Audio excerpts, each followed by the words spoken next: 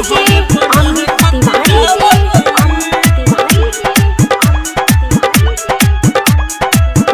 By Mahakal recording studio अंदर बाजार। पता कट गइल नई हर से सोया देले भगाई अपना घर से।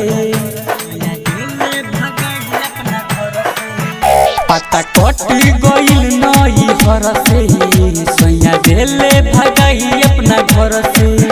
जान गइल सब बात ऐसे छोड़ले बात, जान गइल सब बात ऐसे छोड़ले बात।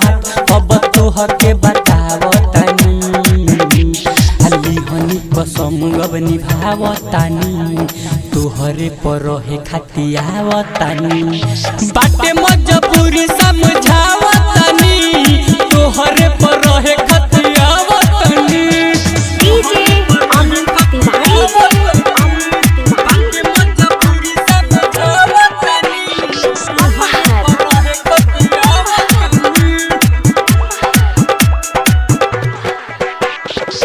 कहे भातार की बाड़े खेलाड़ रे, तू जानता हम हई तोहार रे।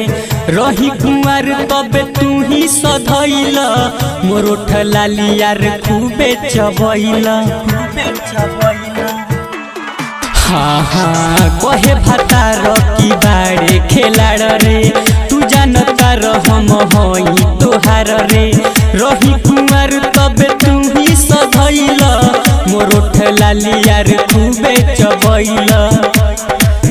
हमार भइल बराबादी बिना मरजी के शादी, हमार भइल बराबादी बिना मरजी के शादी। सब रो रो के बतावतानी, लिहनी कसम अब निभावतानी, तोहरे पर रहे खातियावतानी। बाटे मजबूरी समझावतानी, तोहरे पर रहे खातियावतानी।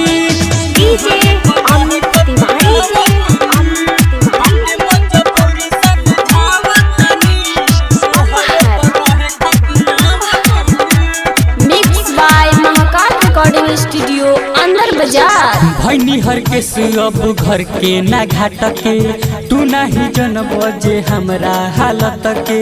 तब बोल हम कहवा जाइब, पहले तू रहल साथ जीवन बिताइब। हाँ हाँ भैनी हर के अब घर के ना घाट के, तू नहीं जनब जे हमरा हालत के। तब बोल हम कहवा जाई, पहले तू रहल साथ जिंदगी बिताइब। राइटर सागर भइले सकी अब हम के ना रखी, राइटर सागर भइले सकी अब हम के ना रखी। हम टिकट कटावतानी, हली हनी कसम अब निभावतानी, तोहरे पर रहे खातियावतानी। बाटे मजबूरी समझावतानी, तोहरे पर रहे खातियावतानी। पता कट गइल नई हर से सैया देले भगाई अपना घर से। जान गइल सब बात ऐसे छोड़ले बात, जान गइल सब बात ऐसे छोड़ले बात। अब तोहके बतावतानी, लिहनी कसम अब निभावतानी, तोहरे पर रहे खातियावतानी। बाटे मजबूरी